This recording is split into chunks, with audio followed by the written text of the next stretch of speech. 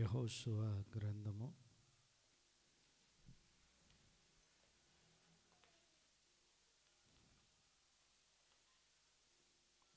4వ అధ్యాయము.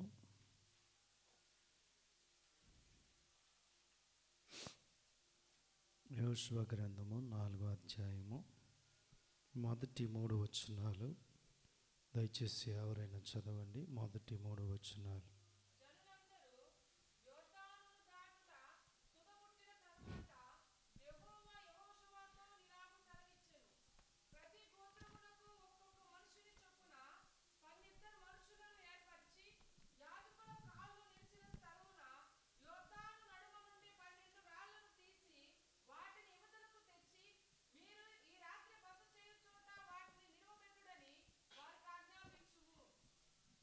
ప్రార్థన చేసుకుందాం.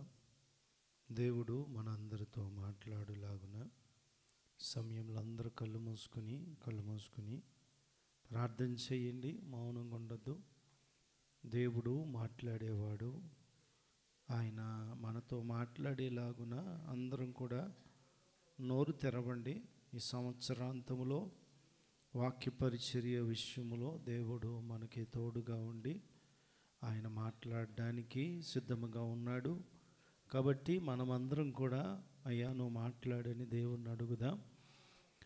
పరిశుద్ధుడును గనుడైన మా తండ్రి, నీకే వందనాలు, స్తోత్రాలు. మాతో మీరు మాట్లాడండి. ఈ సంవత్సరాంతపు శుద్ధీకరణ దినాల్లో మేమున్నాం. మీరు మాట్లాడితే మాకు మేలు. సరిచేయండి, బలపరచండి, బుద్ధి చెప్పండి, పరిశుద్ధపరచండి, ప్రోత్సాహపరచండి, ధైర్యపరచండి. మాలో ఉన్న భయాలను పారద్రోలండి.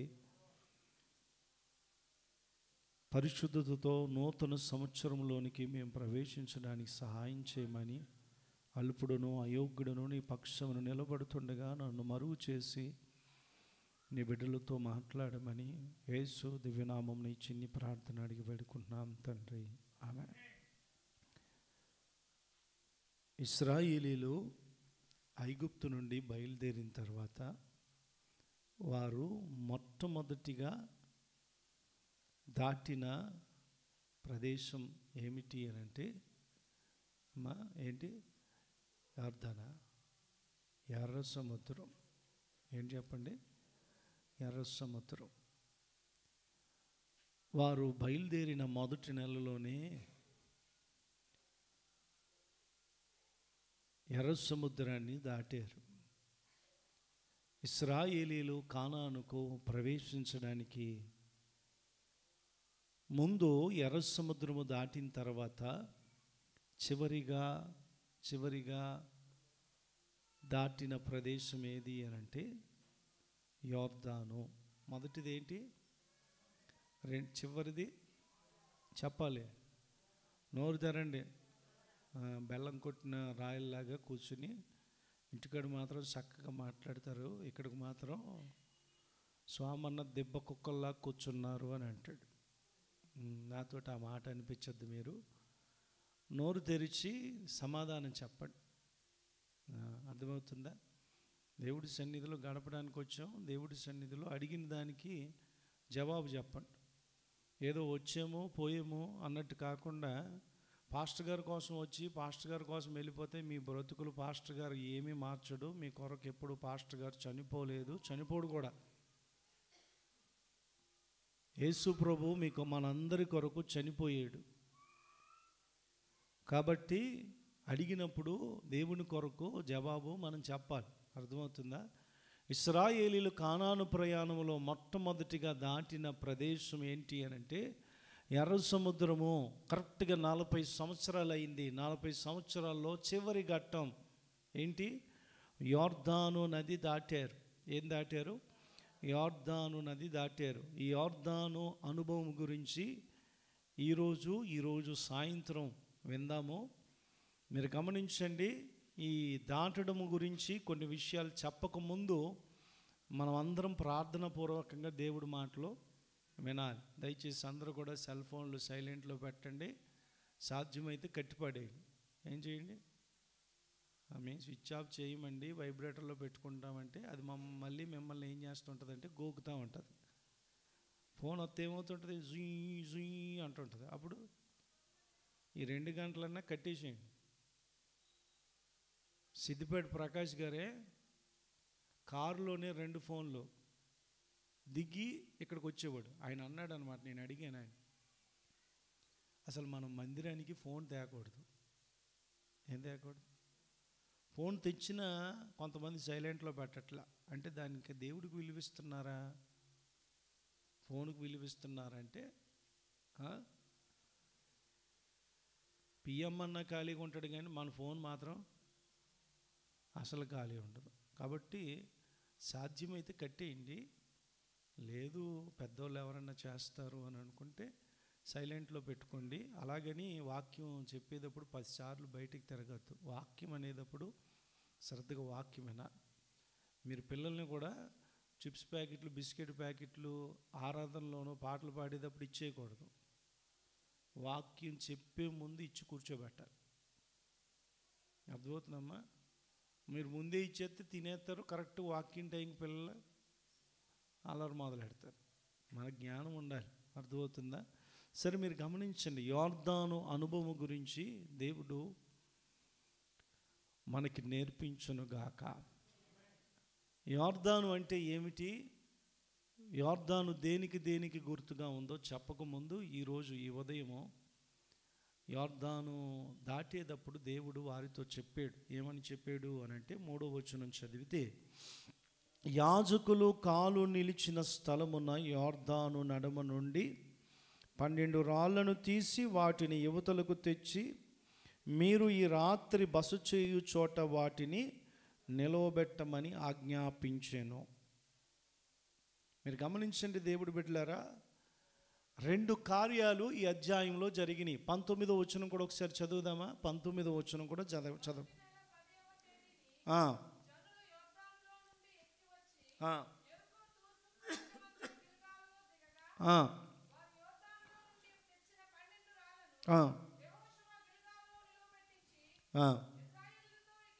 చాలండి. ఇప్పుడు మీరు గమనించండి, మొదటి నెల మీరు, నేను ఇందాకే చెప్పాను, అందరు నా వైపు చూడండి, వాక్యం శ్రద్ధగా వింటేనే మీకు అర్థమవుతుంది. కానానుకు ప్రయాణం చేస్తున్న ఇశ్రాయేలీలు మొదటి నెలలో ఎర్ర సముద్రాన్ని దాటారు. మొదటి సంవత్సరం మొదటి నెలలో ఏం దాటారు? ఎర్ర సముద్రం దాటారు.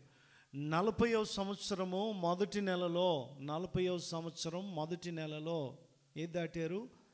యోర్దాను నదిని దాటారు. దీనితో వారు కానాను ప్రయాణము ముగిసిపోయింది. ఏమైంది?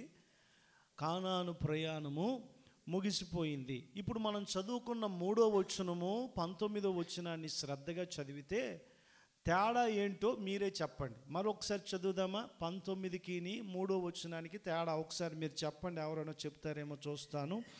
యాజకులు కాలు నిలిచిన స్థలమున యోర్దాను నడుమ నుండి 12 రాళ్లను తీసి వాటిని యువతలకు తెచ్చి మీరు ఈ రాత్రి బస చేయు చోట వాటిని నిలవబెట్టమని ఆజ్ఞాపించెను.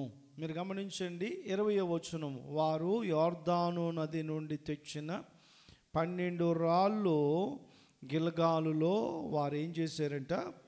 నిలవబెట్టిరి. మీరు గమనించండి, దేవుడు వాక్యాన్ని మనం శ్రద్ధగా చదివితే ఇక్కడ రాయబడిన మాటను మనం చూసినప్పుడు దేవుడి సన్నిధిలో రెండు వచనాలు 9వ వచనం కూడా ఒకసారి చదువుదాం. 9వ వచనం, అప్పుడు యెహోషువ నిబంధన మందసము మోయు యాజకుల కాలు యోర్దాను నడిమిన నిలిచిన చోటు 12 రాళ్లను నిలవబెట్టించాను. ఇప్పుడు మీకు అర్థమైందో లేదో నేను చెప్తాను, నా వైపు చూడండి. 2 కార్యక్రమాలు ఇక్కడ జరిగినాయి.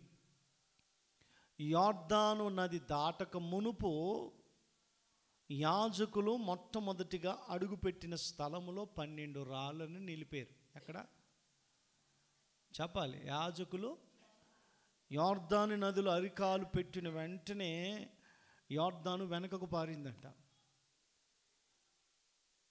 ఆగిపోయింది. మనం చదువుకున్న 20వ వచనంలో గిల్గాలులో ఎక్కడ అంటే 2 సార్లు 12 రాళ్లను నాటినట్టుగా పాతినట్టుగా మనకు కనబడుతుంది. ఎన్నిసార్లు? ఒకసారేమో యాజకులు అడుగుపెట్టిన స్థలం. ఎక్కడ? మనం 9వ వచనం చదువుకున్నాం. మళ్ళీ ఒకసారి చూడండి, మళ్ళీ ఒకసారి చదవండి.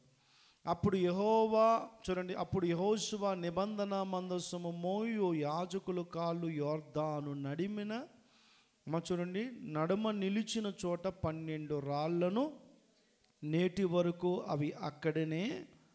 20వ వచనం, వారు యొర్దాను నుండి తెచ్చిన 12 రాళ్ళు యెహోషువ గిల్గాలులో నిలవబెట్టించాను. అంటే నదిలో నాటిన 12 రాళ్ళు, గిల్గాలులో నాటిన 12 రాళ్ళు ఉన్నాయి. అర్థమవుతుందా? అందరూ వాక్యం శ్రద్ధగా వినండి. శ్రద్ధగా వింటే నేను ఇన్ని సంవత్సరాలు చదివిన, చాలాసార్లు ఈ అధ్యాయం నుంచి చదివాను, కానీ నేను అనుకునేవాడిని కేవలం 12 రాళ్ళే తెచ్చారు అని అనుకున్నాను. కానీ రాత్రి శ్రద్ధగా చదువుతున్నప్పుడు నాకు అనిపించింది 2 కార్యాలు ఇక్కడ జరిగాయి. ఒకటేమో బయట నుంచి యోర్దాను నదిలో వేసిన రాళ్ళు 12, యోర్దాను నదిలో నుంచి తీసిన 12 రాళ్ళు గిల్గాలులో పాచారు. ఇప్పుడు ఇశ్రాయేలీలకి ఎందుకు ఈ రాళ్ళు, ఎందుకు ఈ రాళ్ళు, దేనికి గుర్తు? యోర్దాను అనుభవం గురించి చెప్పక మునుపు ఈ రాళ్ళ అనుభవం గురించి మీకు చెప్తాను. దేని గురించి?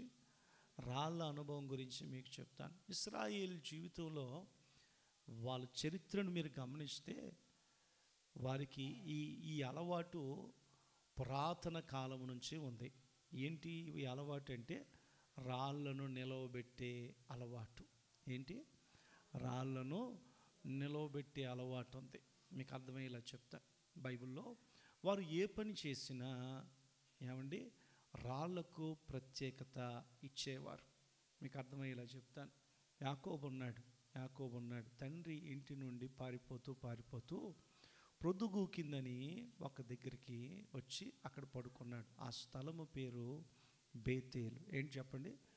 బేతేలు. ఆ స్థలంలో ఒక రాయిని తలగడగా చేసుకుని పడుకున్నాడంట. రాత్రి కల వచ్చింది. ఆ కలలో దేవదూతలు ఆకాశం మీదకి ఎక్కుతున్నాయి, భూమి మీదకి దిగుతూ ఉన్నాయి. భూమి మీద నుండి ఆ పరలోకానికి ఒక నిచ్చెన ఉంది. ఆ నిచ్చెన మీద ఎక్కుతూ దిగుతూ ఉన్నాయి. ఆ దేవదూతలకు పైగా దేవుడు సింహాసనాసీనుడై ఉండుట యాకోబు చూశాడు. పొద్దున్న లేచిన వెంటనే ఇది పరలోకపు గవిని మరొకటి కాదు అనుకుని భయపడి తాను ఏ రాతినైతే తలగడగా చేసుకుని పడుకున్నాడో ఆ రాతిని నిలవబెట్టి ప్రార్థన చేసుకున్నాడు. అయ్యా, నేను వెళ్ళే స్థలంలో నాకు తినడానికి తిండి, వేసుకోవడానికి వస్త్రాలు నీవు నాకు ఇస్తే నీవు నిశ్చయముగా నాకు దేవుడు అయి ఉంటావు. నువ్వెక్కడికి వెళ్ళినా నా రాబడి అంతట్లో 10వ వంతు నేను నీకు ఇస్తాను. నేను నిలవబెట్టిన ఈ రాయి మందిరముగా మారుతుంది అన్నాడు. ఏమన్నాడు? మీరు గమనించండి. ఒక రాయి మందిరముగా మారింది ఆ స్థలంలో. అక్కడ చదువుకున్న వాక్యంలో ఏమైందండి? ఒక రాయి మందిరముగా మారింది. ఒకప్పుడు జీవము లేదు, ఒకప్పుడు దేనికి పనికిరాదు. కానీ ఆ రాయి ఇప్పుడు యాకోబు, మీరు గమనించండి, 35వ అధ్యాయం, ఆదికాండం 35వ అధ్యాయం తీసే అవసరం లేదు. అక్కడ చాలాసార్లు చెప్తాడనమాట, దేవుడు నాతో మాట్లాడిన దేవుడు.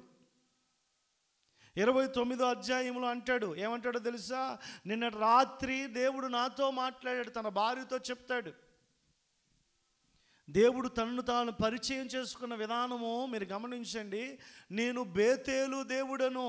నువ్వు ఏ రాయి నిలవబెట్టావో, ఏ రాయి దగ్గర అయితే ప్రార్థన చేసావో, నేను ఆ బేతేలు దేవుడను అని చెబుతూ మీరు గమనించండి. నువ్వు తిరిగి మరలా బేతేలుకు వెళ్ళు. కాలక్రమాన మీరు గమనించండి, బేతేలులో ఒక మందిరము ఏర్పడ్డది. మందిరం ఏర్పడక మునుపు అక్కడ ఒక రాయి మాత్రమే ఉండేది. నువ్వు కూడా దేవుడు లేనప్పుడు మన జీవితాలు కూడా నిర్జీవమైనవి. ఏమైనవి? నిర్జీవమైనవి. ఇప్పుడు మనము దేవుని మందిరాలుగా మారాం. ఇప్పుడు ఇవన్నీ చెప్పడానికి టైం లేదండి. మీరు దేవుని ఆలయమని మీరు ఎరగరా? 1 కొరింథీ పత్రికలో ఉంటుంది. సజీవమైన రాళ్ళవలే మీరు కట్టబడుచున్నారు. మీరు గమనించండి. యాకోబు మామయ్య దగ్గర నుంచి వెళ్ళిపోతున్నప్పుడు వచ్చేటప్పుడేమో ఒక రాయి, వెళ్ళిపోయేటప్పుడు అమ్మ ఒక కొప్పేసారంటే ఇద్దరు కలిసి రాళ్ళను కొప్పేశారు. ఆ రాయి పేరు ఏం పేరు తెలుసా? సాక్షి కుప్ప. ఏ కుప్ప? సాక్షి కుప్ప. వాళ్ళు రాళ్ళు కుప్పలు వేసుకోవడం వాళ్ళకి అలవాటు అనమాట. రాళ్ళు నిలబెట్టడం వాళ్ళకి అలవాటు. మొదటి సమూయేలు గ్రంథం మీరు చదివితే 7వ అధ్యాయంలో ఆ రోజు ఫిలిష్తీయులు వీరు ఉపవాసం ఉన్నారని ఫిలిష్తీయులు దండెత్తి వచ్చినప్పుడు సమూయేలు ప్రార్థన చేస్తే జయాన్ని దేవుడు వారికి అనుగ్రహించడం వలన అక్కడ ఒక రాయి నిలవబెట్టాడు. ఆ రాయి పేరు ఎబెనేజరు అని పెట్టాడు. ఏం పేరు? ఎబెనేజరు అని పెట్టాడు. ఏంటి ఎబెనేజర్ అనగా సహాయం చేసే రాయి. దేవుడు బిడ్డలారా, రాయి మందిరముగా మారిన స్థలం ఒక దగ్గర అయితే సాక్షిగా మారింది ఒక దగ్గర. ఎలా మారినాయి? సాక్ష్యం ఇచ్చే రాళ్ళుగా మారినాయి. ఒక దగ్గరేమో మందిరంగా మారింది, ఒక దగ్గరేమో సహాయం చేసే రాయిగా మారింది. ఈ యెహోషువ గ్రంథం 4వ అధ్యాయం దగ్గరికి వచ్చేసరికి మాత్రం జ్ఞాపకార్థ రాళ్ళుగా మారినవి. ఏంటి? అందరు చెప్పాలి, ఏ రాళ్ళు ఇయ్యే?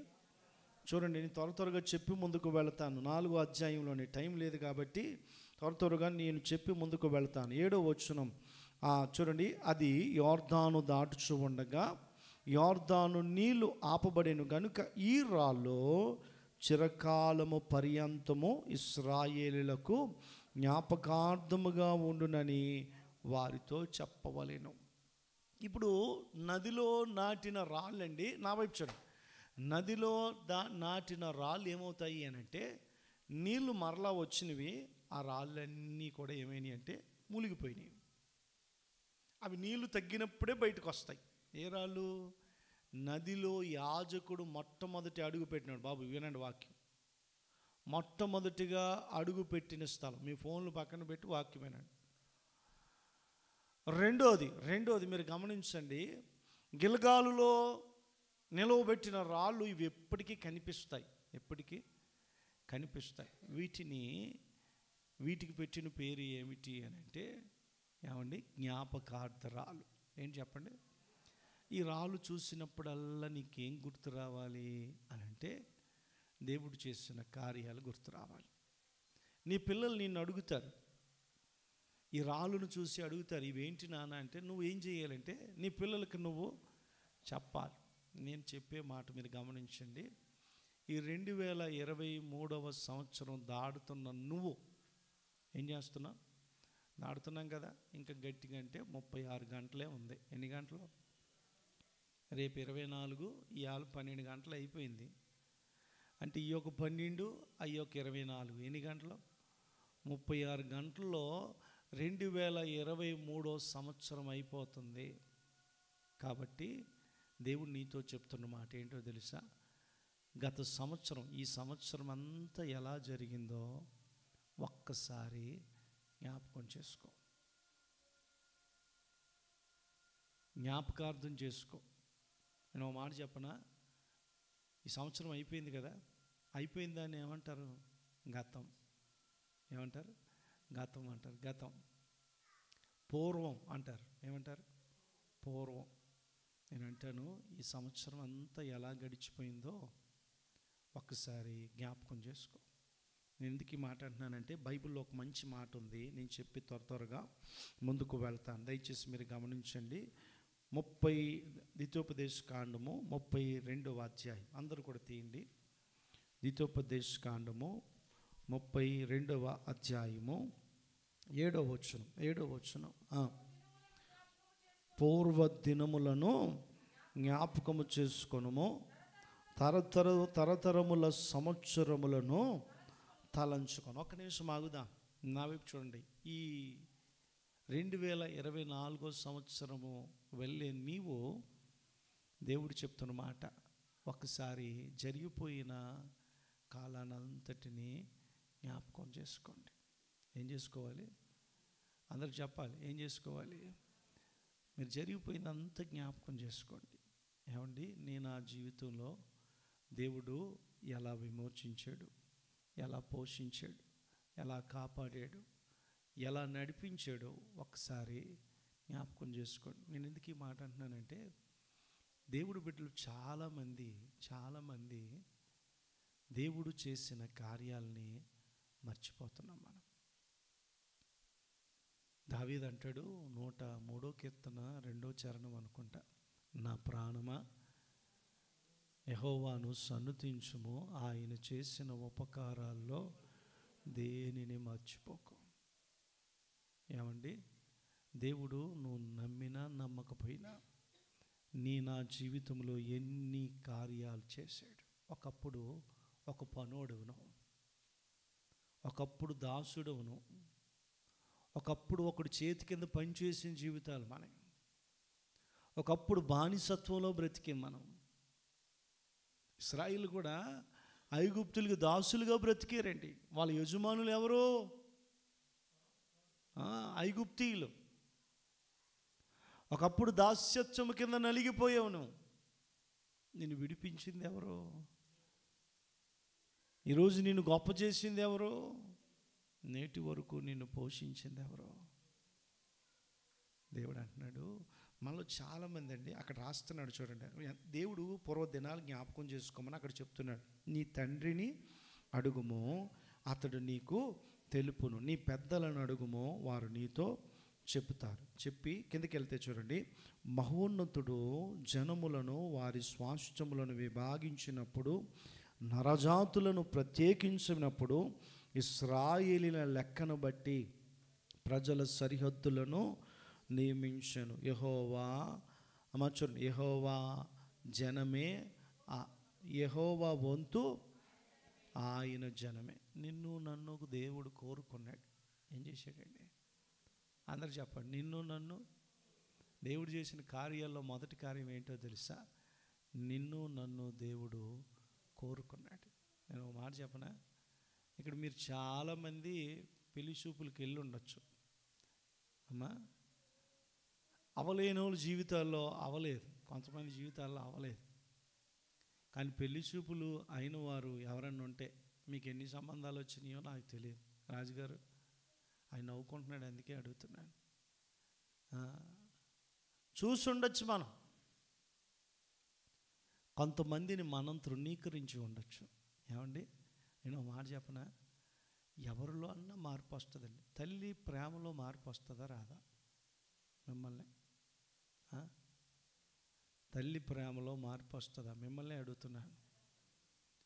మనం పుట్టినప్పుడు ఎంత ప్రేమగా చూస్తారో, వయసు పెరిగే కొద్దీ ఏమండి తల్లిదండ్రులకు కూడా పిల్లల మీద ప్రేమ తగ్గిపోద్ది. మీరు అవునన్నా కాదన్నా, పిల్లలు కూడా నా అమ్మ నా నాన్న, నా అమ్మ నా నాన్న అన్నవారే ఒక వయసు వచ్చాక ఏమవుతుంది?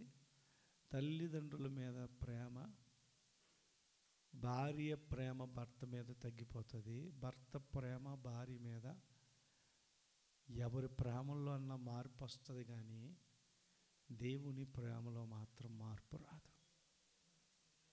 శాశ్వతమైన ప్రేమతో దేవుడు నిన్ను నన్ను ప్రేమిస్తున్నాడు.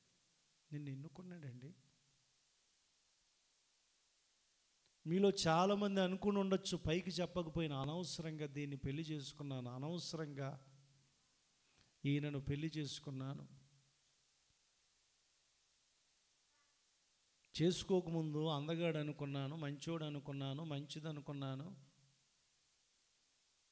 నన్ను ఇలా పీడించుకు తింటాదని నేను అనుకోలేదు, పీడించుకుని తింటాడని నేను. ప్రేమించి పెళ్లి చేసుకున్న వారు లోకంలో అనేక మంది విడిపోతున్నారండి. పెద్దలతో పోట్లాడి, పెద్దలతో గొడవలు పెట్టుకుని పెళ్ళిళ్ళు చేసుకున్న వారు అనేక మంది విడిపోతున్నారు. ఎందుకు? వారి ప్రేమలో మార్పు వచ్చింది. నువ్వెన్నో మార్లు దేవుని ఎదుట తిరగబడినా, ఎన్నో మార్లు దేవుడి మాటను వినకపోయినా, ఈ సంవత్సరాంతము వరకు దేవుడు నిన్ను నన్ను కాపాడి పోషించాడే. ఆయన ప్రేమలో ఏమన్నా మార్పు వచ్చిందా? ఈ సంవత్సరాంతం ఒకసారి గుర్తు చేసుకోండి, ఆయన ప్రేమలో ఏమన్నా మార్పు వచ్చిందా? ఆయన నిన్ను తన సొత్తుగా కొనుక్కున్నాడు. మంచి బుద్ధులైతే పిల్లలను చూసి నా బుద్ధులే, ఎవరి బుద్ధులు? నా బుద్ధులే వచ్చినాయి అని అంటాం మనం. అమ్మకి ఎట్టకుండా తినేతను అచ్చం వీళ్ళు బాబు బుద్ధులేడి, ఎవరి బుద్ధులు? మీరైతే ఆడవాళ్ళు అయితే వాళ్ళు అనుకోండి, వాళ్ళు ఏమంటారు? అమ్మ బుద్ధులు, వాళ్ళు పుట్టింటోళ్ళు బుద్ధులు వచ్చేసినాయి. మరి వీళ్ళు పుట్టింటోళ్ళు మంచోళ్ళు, అవునా? మీకు ఎప్పుడు మీ పుట్టింటోళ్ళు మంచోళ్ళు, వాళ్ళకి ఎప్పుడు? మొత్తం నేను ఎప్పుడు చెప్తానండి, మొత్తానికి ఆడవాళ్ళు మాత్రం కొద్దో గొప్ప పురుషుడు ఇంటి వారిని దూరం చేసిన మీ ఇంటి గృహస్థుల్ని, మీ బంధువుల్ని, మీ అన్న తమ్ముల్ని, మీ అక్క చెల్లెల్ని మాత్రం దగ్గర అటాచ్ చేసేస్తారు. మీ అమ్మా నాన్న అటాచ్ చేసేస్తారు, అవునా కాదు? ఒప్పుకోరు మీరు. ఏంటో చిత్రం, పండక్కే మీ అమ్మగారు వాళ్ళ ఇంటికి తీసుకెళ్తారా, వాళ్ళ నాన్నగారు ఇంటికి వెళ్దాము, మీ అత్తగారి ఇంటికి వెళ్దామని ఎప్పుడన్నా అంటారా? నేను అన్నమాట అర్థమైందా? అంటారా? చెప్పరేంటి అలా చూస్తున్నారు? దేవుని సన్నిధిలో మీరు గమనించండి, దేవుడు అంటున్నాడు, నేను ఎన్నుకున్న వంతుగా మీరున్నారు, యాకోబే ఆయన స్వాస్థ్య భాగము. ఎవరంట? దేవుడు నిన్ను నన్ను ఎన్నుకోవడానికి మనం ఏమైనా గొప్పవాళ్ళమండి? గొప్పవాళ్ళమా? మన లోపాలు చూసుకుంటే లావుగా ఉన్నామని నన్ను రాజుగారు అంటున్నారు. మీ పొట్టండి, మీ పొట్ట సాగిపోయిందండి అంటున్నాడు. నా బొజ్జ అంటే సాగిపోయిందంట, ఆయన పొట్టంట సూర్యుడికై పొట్టంట, సామ్ గారు పొట్టంట. అమ్మా ఏం పొట్ట అన్నారు? గుర్తులేదు. బొజ్జలు అలా పెంచేసామండి మనం, బట్టలు సరిపోవట్లేదని అంటున్నారు అన్నమాట. మన లోపాలు చూసుకుంటే ఏమండి, శరీరం తత్వమే సరిగ్గా లేదు కదా. నీదేనా? అది ఉందా? చెప్పండి, ఉందా? ఒకళ్ళు ముక్కు పెద్దగానో, ఏమండి తల ఊడిపోయి బట్టబొరలు వచ్చేసో, ఒకప్పుడు నాజుగ్గా ఉండి ఇప్పుడు కదలలేని పరిస్థితి మనకి వచ్చేసిందిగా, అవునా కాదు? మీరు గమనించండి, చాలామంది మీకు కూడా అనిపించవచ్చు, పెళ్ళి కాకముందు ఎంత అందంగా ఉండేవాళ్ళో, ఎంత అందంగా ఉండేదానో, తల ఎంత బాగుండేదో. సంవత్సరాలు గడుస్తూ ఉంటే ఏమంటే ఇన్ని లోపాలు కనపడుతున్నాయి కదా. నీ ఆత్మీయతలు ఎన్ని లోపాలు ఉన్నాయి. అయినా దేవుడు నిన్ను నన్ను విడిచిపెట్టకుండా, ఆయన నిన్ను నన్ను, నువ్వేదో పరిశుద్ధురాలు, మనం ఏదో పరిశుద్ధులమని దేవుడు కోరుకోలేదండి. మనం ఏదో నీతి క్రియలు చేసామని దేవుడు మనల్ని కోరుకోలేదు, నిన్ను నన్ను ఎంచుకోలేదు. నీ కోసం నీవు పాపములో ఉండగానే నిన్ను ఎన్నుకొని నీ కొరకు ప్రాణం పెట్టిన దేవుడు ఆయన. నిజం. నా స్వాస్థ్య భాగము యాకోబుగా మార్చుకున్నాను. మొదటిది దేవుడు చేసిన కార్యం. రెండోది చూడండి, అక్కడ చెప్తున్నాడు. రెండోది చూడండి, 10వ వచనం, అరణ్య ప్రదేశములోను భీకరగల పాడైన ఎడారిలోనూ వానిని కనుగొని ఏం చేశాడంట? ఆవరించి పరామర్శించి తన కనుపాప వలె నిన్ను కాపాడాడు. ఈ సంవత్సరాంతం దేవుడు నీతో చెప్తున్న మాట, నేను కోరుకున్నాను, నిన్ను కోరుకున్నా. రెండో మాట ఏం చేశాడో తెలుసా? నిన్ను కాపాడాడు. ఎలా కాపాడాడు? కనుపాప వలె. నువ్వేమిచ్చావండి కాపాడడానికి దేవుడికి? ఏమిచ్చావు దేవుడికి? ఎంత జీతం ఇచ్చావు దేవుడికి? దేవుణ్ణి మనం జీతగాడిగా పెట్టుకున్నామా? ఈరోజు పాస్టర్లు పెట్టుకుంటున్నారు అనమాట. ఎందుకు? బాడీ కార్డులు ఉంటే గొప్ప వాళ్ళు అనమాట, లేకపోతే అలా తయారైపోయారు. ఉన్నది ఒకవేళ 1000 మంది చర్చి అయినా పాస్టర్ గారు ముందు ఏమండి సఫారీ వేసుకుని ఇద్దరు, మరి అంత జనం వచ్చి ఏం మీద పడిపోతున్నారో నాకు తెలదు. మోసే 6 లక్షల కాల్బలాన్ని నడిపించినప్పుడు ఎవరిని పెట్టుకున్నాడండి? ఎవరన్నా ఉన్నారా?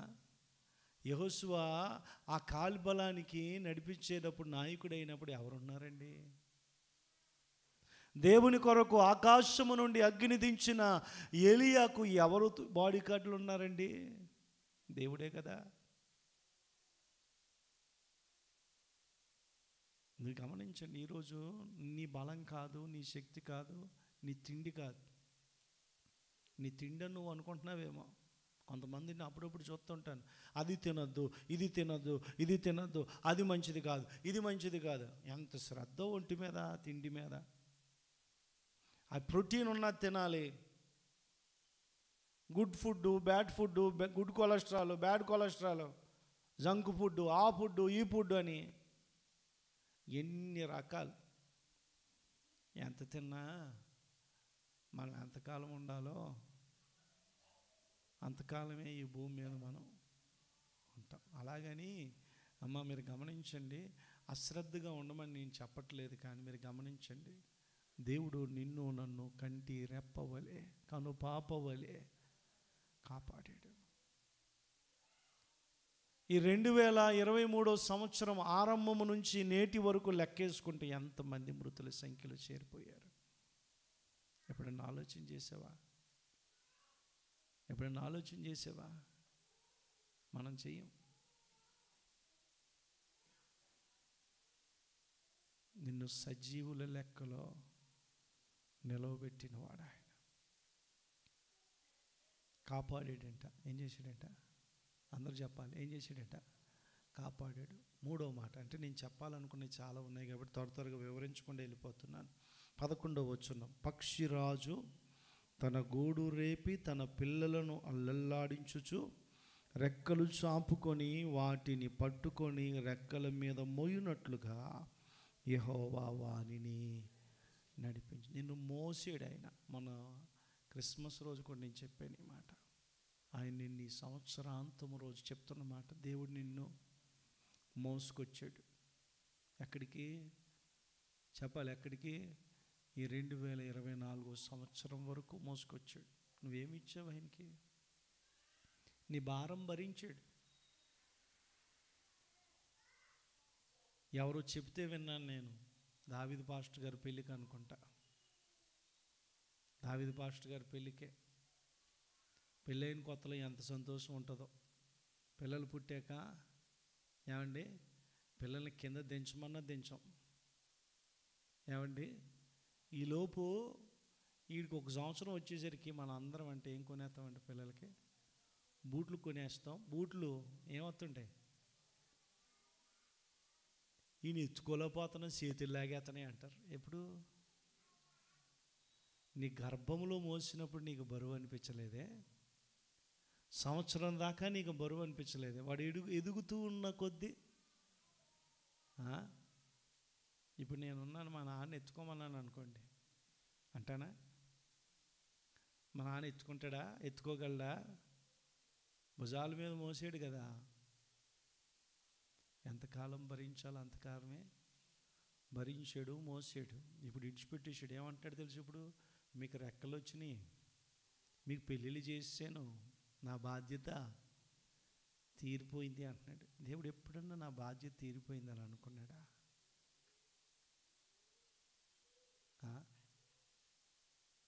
ఇకతో నేనేమీ చేయలేనని ఎప్పుడన్నా దేవుడు చేతులు దులిపేసుకున్నాడా? మిమ్మల్ని నేటికి మోస్తున్నాడు. మళ్ళీ వచ్చే సంవత్సరం కూడా దేవుడు మిమ్మల్ని మోయడానికి సిద్ధంగా ఉన్నాడు. నేను నిజం చెప్తున్నాను. పూర్వదినాలు జ్ఞాపకం చేసుకోండి ఒకసారి. ఏమండి, ఇప్పుడు మనకి సమృద్ధి ఉందండి. ఒకప్పుడు ఇక్కడ మీలో కారుల్లో తిరిగే వాళ్ళు కొద్దో గొప్ప ఉన్నారా లేదు? చెప్పాలి, నోరు ధర చెప్పరేంటి? మన పిల్లలకి 1000 రూపాయలు గిఫ్ట్లు కొనని తీసుకుంటుంటే స్వామి గారిని అంటున్నారనమాట, ఆయన 20 లక్షల కారు ఉంది, ఎంత? 2000 ఇవ్వాలి. ఎంత? సాఫ్ట్వేర్ వాళ్ళు 2000 ఇవ్వాలి. నేను అడగలేదండి, నేను ఎప్పుడు దీనికి ఎంత కావాలి అని ఎప్పుడు అడగలేదు డబ్బుల గురించి. ఒకప్పుడు ఆయన ఎలా జీవించాడో ఒకసారి వెనక్కి వెళ్ళి చూసుకుంటే, ఈ 2023 సంవత్సరం ఈ రాయి దగ్గర నిలబడి చూసుకుంటే, మరి ఆయన ఫస్ట్ జీతం ఎంతో నాకు తెలియదు. మీలో ఫస్ట్ జీతాలు 10 రూపాయలకి చేశారో, 5 రూపాయలకి చేశారో, 20 రూపాయలకి చేశారో, ఒక పూట తిండి పెడితే చాలు అనుకుని పని చేసిన వాళ్ళు కూడా ఉంటారు. మీరు ఖచ్చితంగా చెప్తున్నా. ఈరోజు నీ పరిస్థితి ఎలాగుంది? దేవుడు సమృద్ధినిచ్చాడు. పర్వదినాలు జ్ఞాపకం చేసుకోండి. నీ బలము నీ శక్తి కాదండి. మనం అనుకుంటున్నాం దేవుడు మనకి, చూడండి ఇంకొక మాట కూడా చూపించి ముందుకెళ్తాను. దేవుడు మనం అందరం కూడా, మీరు గమనించండి, బలహీనతల్లో ఉన్నప్పుడు, మీరు గమనించండి, ఒకప్పుడు మనం ఎందుకు పనికిరానిగా ఉన్నప్పుడు దేవుడు మనలను ఎన్నుకొని కోరుకొని నడిపిస్తున్నాడు. అందుకే ద్వితోపదేశకాండం 15వ అధ్యాయము 12వ వచనం నుంచి చదివితే నీ సహోదరులు ఎబ్రీడే కానీ ఎబ్రీరాలే కానీ నీకు అమ్మబడు 6 సంవత్సరాలు నీకు దాస్యము చేసిన ఎడల 7వ సంవత్సరమున వానిని విడిపించి, చూడండి, నీ యొద్ద నుండి పంపివేయవలను. అయితే విడిపించి నీ యొద్దకు పంపివేయబడినప్పుడు నీవు వట్టి చేతులతో వాడిని, ఏమంటే పని చేసేవాడికే 6 సంవత్సరాలు పనిచేస్తే జీతం ఇచ్చో ఏదో ఇచ్చి పంపించాలంటున్నాడే. మనం ఏమీ చేయలే. దేవుడు విడిపించుటకు ఆయన పస్కా బలి పశువుగా శిలువ మీద మరణించాడు. నిన్ను నన్ను, దాస్యమునకు లోనైన మనలను, పాపానికి దాసులుగా ఉన్న మనందరినీ, మరణానికి దాసులుగా ఉన్న మనమందరినీ దేవుడు ఏం చేశాడు తెలుసా? విడిపించాడు. ఏం చేశాడు? విడిపించాడు. పూర్వదినాలు జ్ఞాపకం చేసుకోండి. ఆచారాలకి మనం బానిసలం కదా, అవునా కాదా? బానిసలమా కదా? బానిసలం. అశుభమను అదనో ఇదనో అనుకునేవాళ్ళమా కదా? గుమ్మం ఈ పక్కే ఉండాలి. ఏ పక్క చెప్పండి. నాకు తెలదు, మీకు అన్నీ తెలుసు. చెప్పండి, ఏ దిక్కు ఉండాలి? అబ్బో, ఎంత తక్కువ చెప్తున్నారు. ఎక్కడ పోతాయి? తూర్పు దిక్కు ఉండాలి. ఫేసింగ్, ఈస్ట్ ఫేసింగ్ ఎట్టు కట్టుకోవాలి.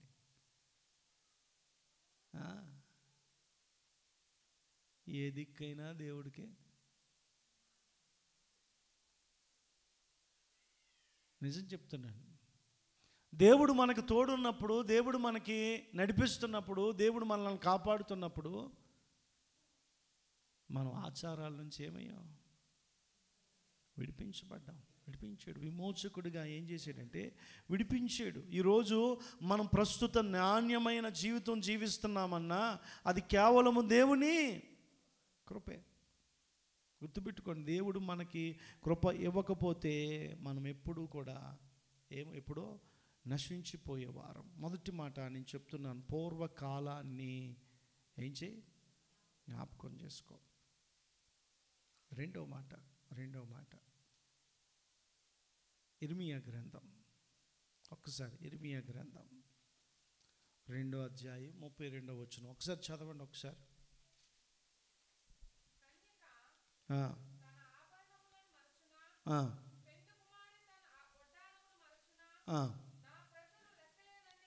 నా ప్రజలు లెక్కలేనన్ని దినములు. ఎవరు మర్చిపోయారు? ఎవరిని మర్చిపోయారు? మిమ్మల్ని ప్రశ్న. ఎవరిని మర్చిపోయారు? ఎవరు మర్చిపోయారు? మనము దేవుణ్ణి మర్చిపోయాం. కన్యక వడ్డానమును మరుచున, తర్వాత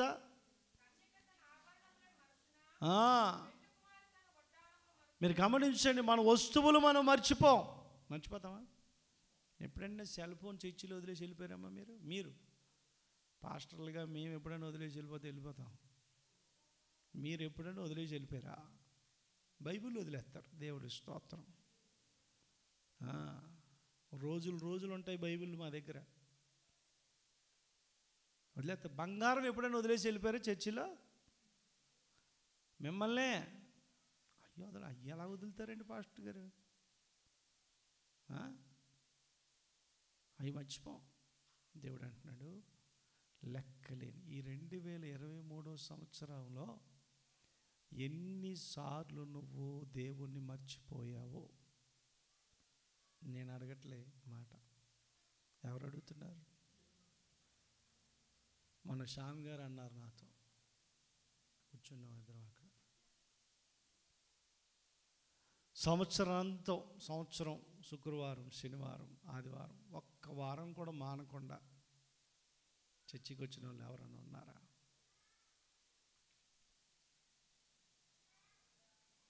ఒక్క వారం మానకుండా ఎవరన్నా వచ్చారా?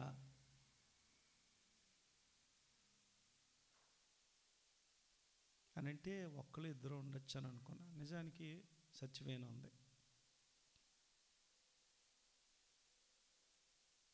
పావని వచ్చేది, పావని కూడా ఈ మధ్యకాలంలో అనారోగ్యంతో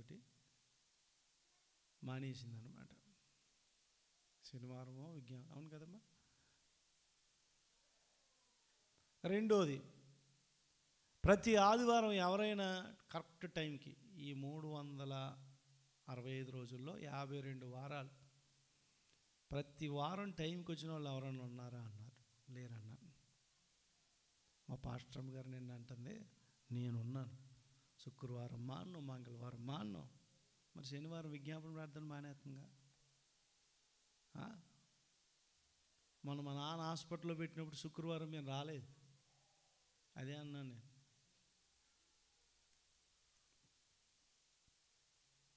ఏమంటే తినడం మనం కానీ దేవుణ్ణి మాత్రం లెక్కలేని దినాలు మర్చిపోయాం కదా. మనం వాక్యం చదవడం మర్చిపోయారా? ప్రార్థన చేయడం మర్చిపోయారా? నేను ఒక మాట మీతో చెప్పిన, అసలు మన శ్రమలకి, మన కీడికి కారణం ఏంటో తెలుసా? దేవుణ్ణి మర్చిపోవడమే. దేవుడు ఈ శుద్ధీకరణ కూడికలో నీతో చెప్తున్న మాట, లెక్కలేని దినాలు నువ్వు నన్ను మర్చిపోయావు.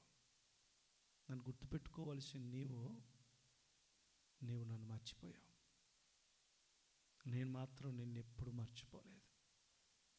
గర్భమున బిడ్డను తల్లి మరిచినా మరిచిపోవచ్చు, నేను నిన్ను మరువను విడువను, చూడుము నిన్ను నా అరచేతిలో చెక్కుకొని ఉన్నాను. దేవుడు చెప్తున్నాడు, నేను నిన్ను మర్చిపోలేదు. కానీ నా ప్రజలు ఎవరు? మీకు మన భాషలో చెప్పాలంటే అర్థమయ్యేలా చెప్తాడు. మీ ఇంట్లో ఉన్న మీ పిల్లలు వాళ్ళ అమ్మమ్మ వాళ్ళ ఇంటికో, వాళ్ళ మేనత్తోళ్ళ ఇంటికో, వాళ్ళ మేనమామ వాళ్ళ ఇంటికో, వాళ్ళ నాన్నమ్మ వాళ్ళ ఇంటికో వెళ్ళారండి. ఎప్పుడు ఇడిచిపెట్టలేదు, మీరు ఒకరోజు ఇడిచిపెట్టారు అనుకోండి. మీరు ఎన్నిసార్లు గుర్తు చేసుకుంటారు మీ పిల్లల్ని? మనం ఫోన్ చేసి అమ్మ నన్ను అడిగాడా అని అంటాం. మనం ఏమంటాం? ఆడు నన్ను అడిగాడా అని అన్నాం అనుకోండి. అడగలేదు అన్నారనుకోండి, అప్పుడు మనం ఏమంటాం తెలుసా? ఆడికి అమ్మ నాన్న లేకపోయినా నడిచిపోతుంది. ఒక తల్లిగా తండ్రిగా మనం పిల్లల్ని ఎలా మర్చిపోవట్లేదో దేవుడు అంతకంటే ఎక్కువగా మనం మర్చిపోవట్లేదు. కానీ మన పిల్లలు మనల్ని మర్చిపోయిన రీతిగానే మనం కూడా దేవుణ్ణి ఈ సంవత్సరంలో ఎన్నోసార్లు విడిచిపెట్టాం, ఎన్నోసార్లు మర్చిపోయాం. మీకు ఒక మాట చూపించిన చూడండి. నీ కష్ట దినంలో నీకు భయం వచ్చినప్పుడు దేవుని గుర్తు చేసుకుని, నీకు భయం వచ్చినప్పుడు కానీ, కష్టంలో కానీ, ఆపదలో కానీ ఎవరిని గుర్తు చేసుకుంటే, ఒకసారి మీకు చూపిస్తాను. యోనా గ్రంథం తీయండి ఒకసారి త్వరగా. యోనా గ్రంథం 2వ అధ్యాయం 7వ వచనం చదవండి. 2:7 యోనా గ్రంథం 2.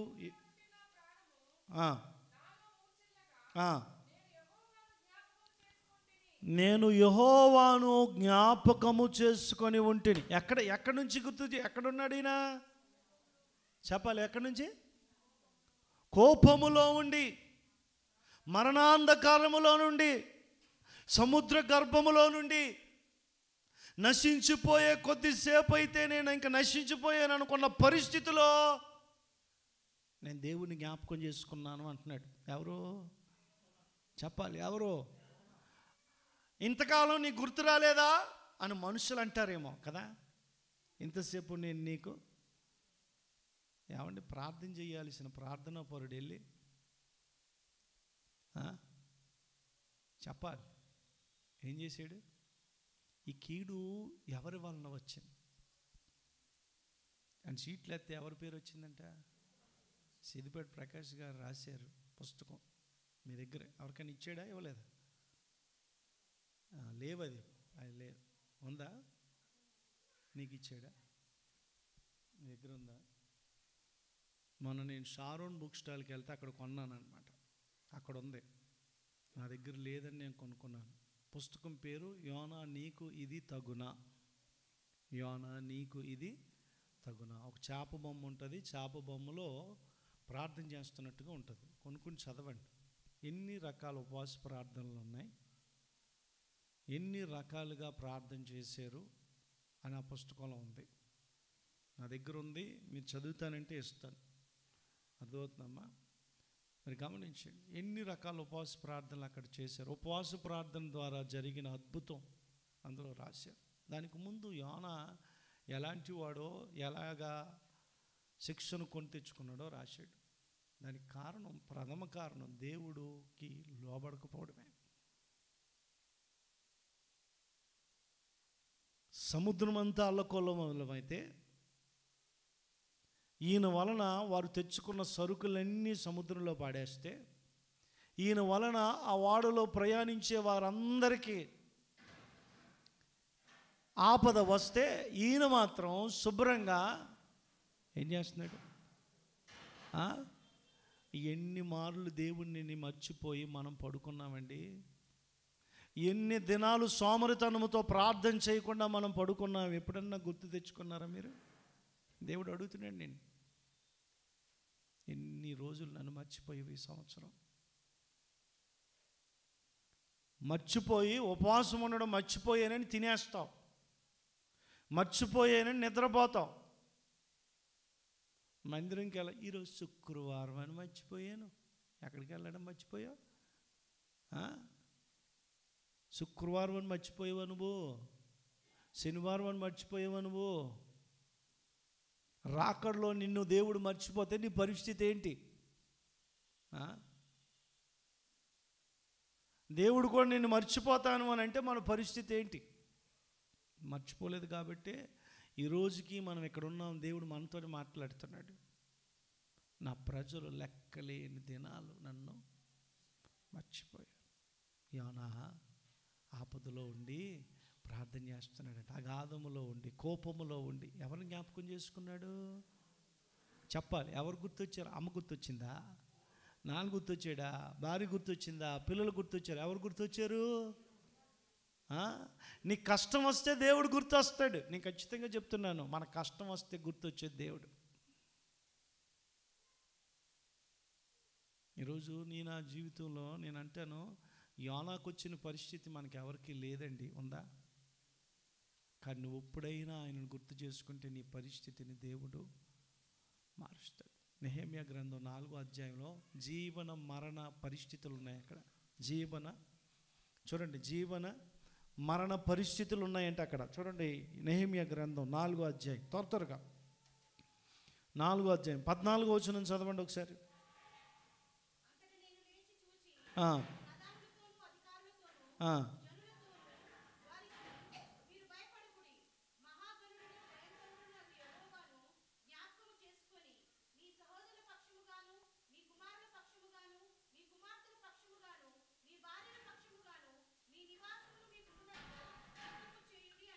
చాలండి. కొలువు చేసి ప్రేమించినావు, కోరదగినది ముందినాలో, స్వార్థమెరుగని సాత్వికుడా, నీకు సాటెవరు? కొలువు చేసి ప్రేమించినావు, కోరత తగినది ఏముంది నాలో, స్వార్థమెరుగని సాత్వికుడా, నీకు సాటెవరు,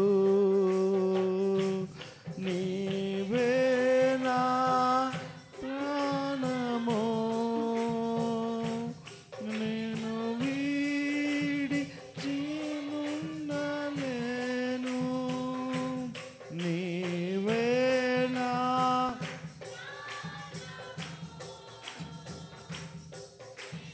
వీడి నేనుండలేను. నూతన గీత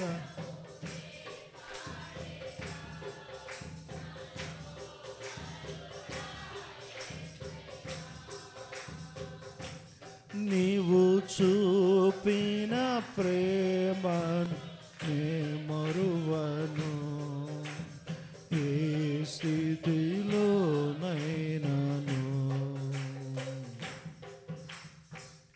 హల్లెలూయా, హల్లెలూయా.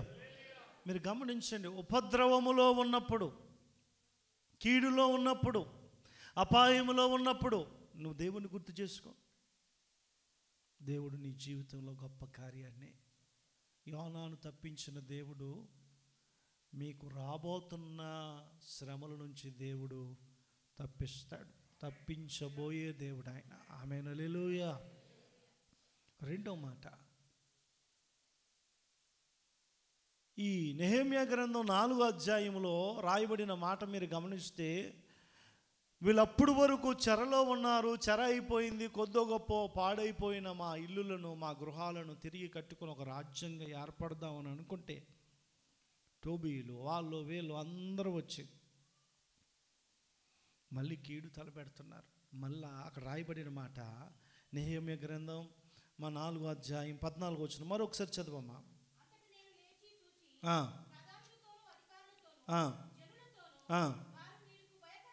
వారు వీరికి భయపడకుడి, మహాగణుడును భయంకరుడగు యెహోవాను జ్ఞాపకం చేసుకోండి. ఎవరిని?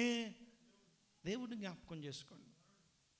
ఈ రాళ్ళు చూసినప్పుడల్లా దేవుడు నీ జీవితంలో చేసిన కార్యాలు గుర్తు రావాలి.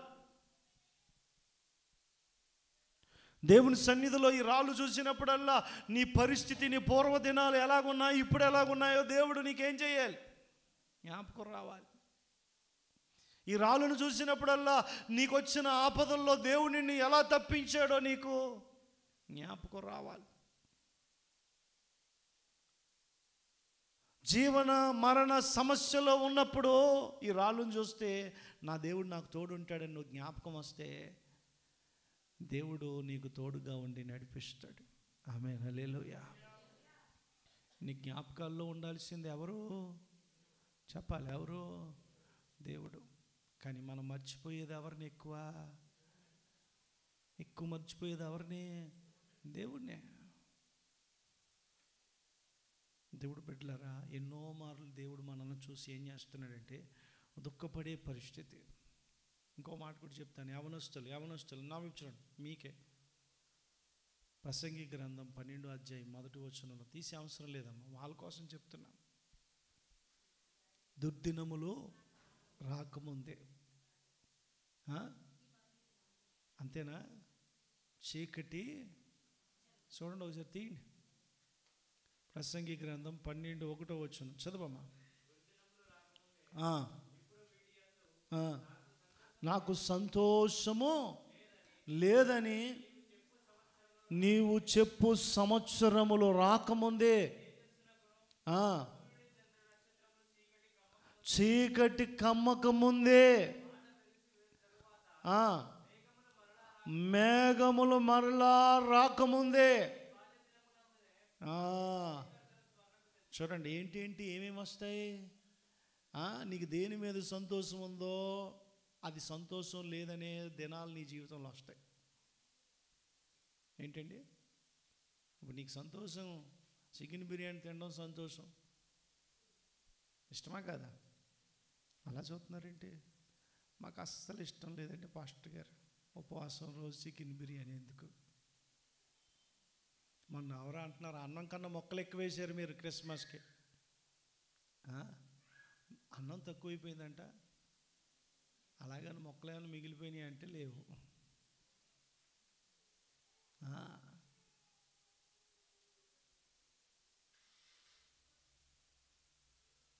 ముసలోళ్ళు అయిపోయామండి. 70 సంవత్సరాలు 80 సంవత్సరాలు అయిపోయాక మనకి బిర్యానీ తినాలని ఉన్న అరగదు. ఇప్పుడు ఇష్టం కదా, అప్పుడు నీకు ఇష్టం ఉండదు. అప్పుడు ఏమంటారో తెలుసా? పెరిగాను, కొంచెం పెరిగాను, 2 ఇడ్లీ. ముసలోళ్ళు ఏం అడుగుతారండి? ఒక అరటిపండు తింటానంటారు. చేపల పులుసు వండేనమ్మా తినమ్మా అన్నా కూడా అప్పుడు ఏమంటారో తెలుసా? వద్దంటాం మనం. నిజం చెప్తున్నాను, ఆ దినాలు మనకు వస్తాయి. చీకటి కమ్మక మునిపే. నీ జీవితంలో కూడా, ప్రతి ఒక్కరి జీవితంలో చీకటి అనేది ఒకరోజు ఉంటుంది. అది కమ్మక ముందే. ఇంకా సంవత్సరాలు రాకముందే. ఎవరిని గుర్తు చేసుకోవాలి బాబు? యవనస్తులు మీకే. ఎవరు ఇప్పుడు మీకు ఇష్టం ఫోన్లో గేమ్ ఆడడం, మీకు ఇష్టం అర్థమవుతుంది. మీకే చెప్తున్నాను, చదువు వద్దు. ఏమొద్దు? ఏ రోజు స్కూల్ మానేయమంటే ఆ రోజు మీకు ఎంత సంతోషమో. ఇప్పుడు పెద్దవాళ్ళందరికీ స్కూల్కి వెళ్ళిన రోజులే బాగుంటాయి. నిజం. ఆ దినాలు చెడ్డవి అనుకుంటాం, ఆ దినాలే కొన్ని రోజులు అయ్యాక మంచి అయిపోతాయి. ఎప్పుడైపోతుంది రా బాబు? 10వ తరగతి అనిపిస్తుంది. ఎప్పుడు కాలేజీలోకి వెళ్ళిపోదాం మనసే. నువ్వు అందరికన్నా ముందు తయారవుతున్నావు. అందుకే నిన్న అంటున్నా, నీ వయసు వాళ్ళతో నీకు స్నేహం కాదు. డిగ్రీలు పీజీలు చదివి వాళ్ళతో తిరుగుతున్నావు. మరి అర్థమవుతుందా? దేవుడు బిడ్డలారా, మీరు గమనించిన ఆ దినాలు మన జీవితంలోకి ఎవరిని గుర్తు చేసుకోవాలి? నీ బాల్య దినాలు, యవన దినాలు అనలేదండి. ఏ దినాలు? పిల్లలందరికీ చెప్తున్నా, చిన్నప్పటి నుంచే దేవుడు గుర్తుండాలి మీకు. మీ జ్ఞాపకాల్లో ఉండాల్సింది ఎవరో తెలుసా? దేవుడు. నేనంటే దేవుడు జ్ఞాపకాల్లో ఉన్న వ్యక్తి ఎప్పుడూ మర్చిపోడు. దేవుడు తనని ఎప్పుడూ మర్చిపోడు.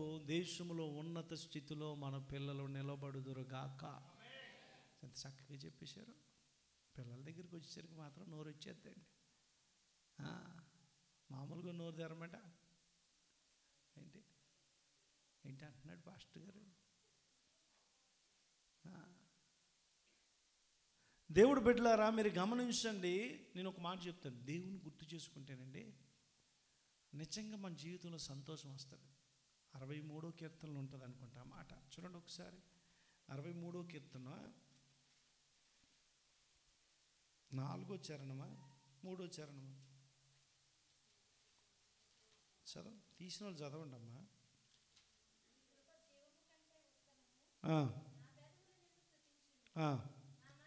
నా మంచము మీద 4వ చరణం చూడు. నా మంచము మీద ఎప్పుడు దేవుణ్ణి జ్ఞాపకం చేసుకున్నప్పుడు, రాత్రి జాముల యందు నిన్ను ధ్యానించినప్పుడు క్రొవ్వు మెదడు దొరికినట్లుగా నా ప్రాణము తృప్తి పొందుచున్నది.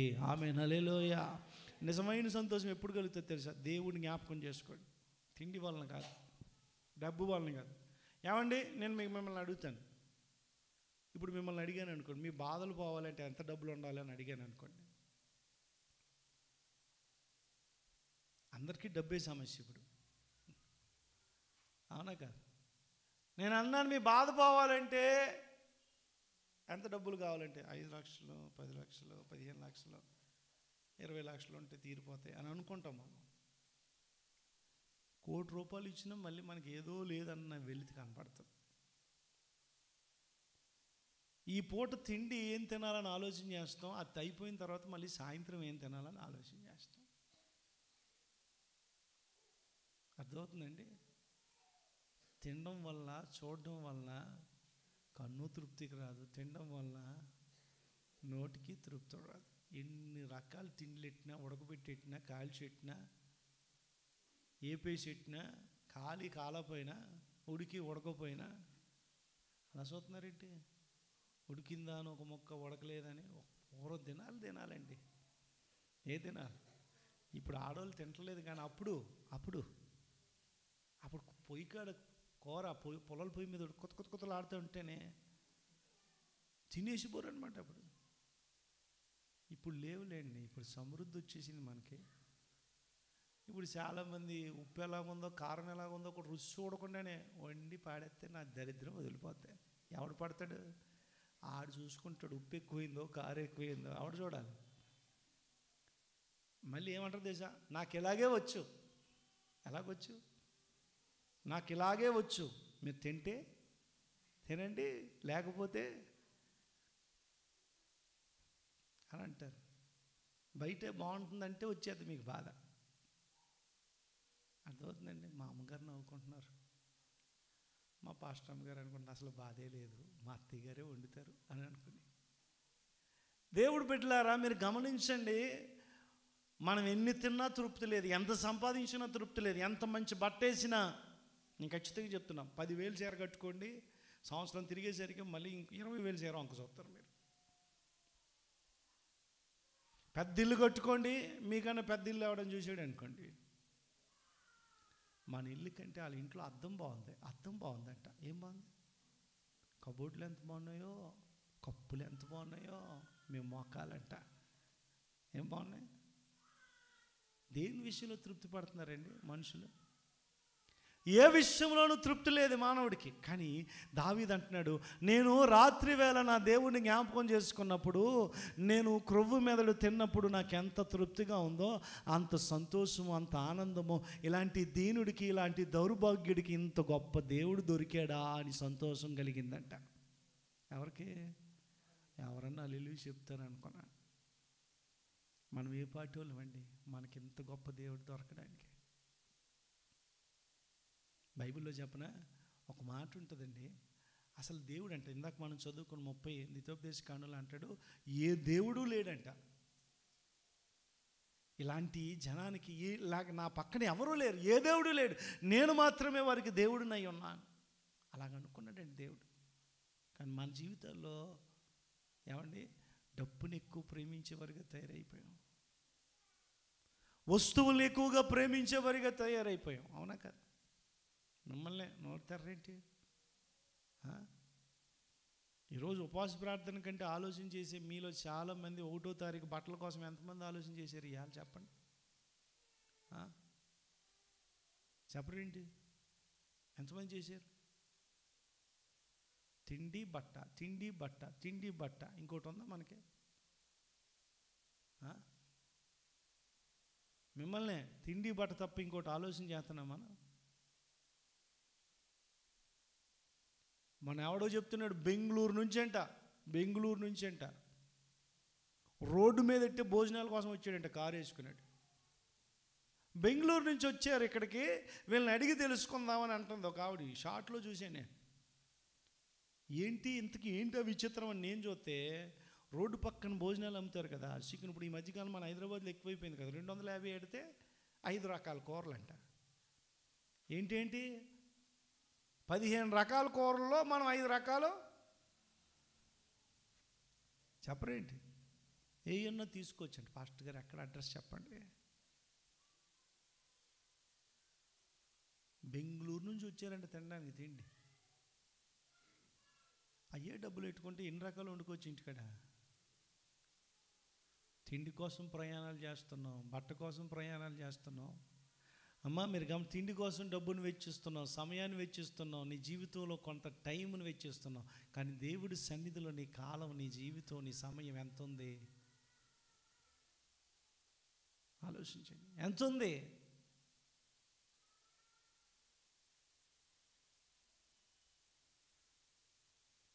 ఇక్కడ అదే చెప్తున్నాడు. ఏమంటున్నాడంటే, క్రొవ్వు మెదడు దొరికినట్టుగా నా ప్రాణము తృప్తి పొందుచున్నది, ఉత్సహించు పెదవులతో నా నోరు నిన్ను గూర్చి గానము చేయుచున్నది. కాగా నా జీవిత కాలము నేను నిన్నిలాగున ఏం చేస్తాడంట? ఎవరండి ఈ మాట చెప్తుంది?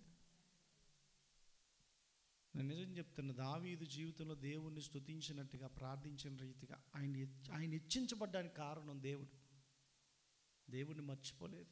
మన జీవితంలో ఒక మాట చెప్తాను, మీరు హెచ్చించబడాలంటే, నెమ్మదిగా ఉండాలంటే, సమాధానంగా ఉండి, మీరు కాపాడబడాలంటే మీ జ్ఞాపకాల్లో ఎవరు ఉండాలో తెలుసా? అందరు చెప్పాలి, ఎవరు ఉండాలి? దేవుడు ఉండాలి. దేవుడికి ప్రథమ స్థానం ఇవ్వండి. ఎవరికి? దేవుడు మిమ్మల్ని విడిచిపెట్టడం. తనకు ప్రార్థన చేసేవారిని, తన కోసం కనిపెట్టేవారిని దేవుడు ఎప్పుడు కూడా తనని ఎప్పుడు జ్ఞాపకం చేసుకునే వారిని దేవుడు ఎప్పుడు కూడా ఏం చేయడం తెలుసా? విడిచిపెట్టడం. మర్చిపోతున్నారేమో. దేవుడు అంటున్నాడు, లెక్కలేని దినాలు నా ప్రజలు నన్ను మర్చిపోయారు. ఇంకో మాట చెప్పి ముగిస్తాను. దేవుని సన్నిధిలో కృతజ్ఞత కలిగి దేవుడికి ఇవ్వటం గొప్ప. ఏంటి? నేను మీ ధనాన్ని ఆశించి చెప్పట్లేదు, నేను ఒక మాట చెప్తాను. ఎందుకంటే అపోస్తుల కార్యంలో ఉంటుంది చూడండి ఒక మాట, 20వ అధ్యాయం తీయండి. ఇంకేం జ్ఞాపకం చేసుకోవాలో ఒక మాట చెప్పి ముగిస్తాను నేను.